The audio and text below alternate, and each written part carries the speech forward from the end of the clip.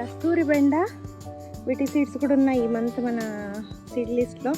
కానీ వీటితో ఏం వంటలు చేస్తారు నాకు కాస్త చెప్పండి, నేను ఇంతవరకు వండలేదు వీటిని.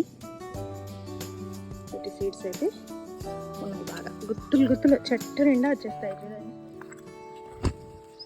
ఒక పక్క డ్రై అయినటివి, ఒక పక్క లేతవి, ముదురువి అన్నీ ఉంటాయి.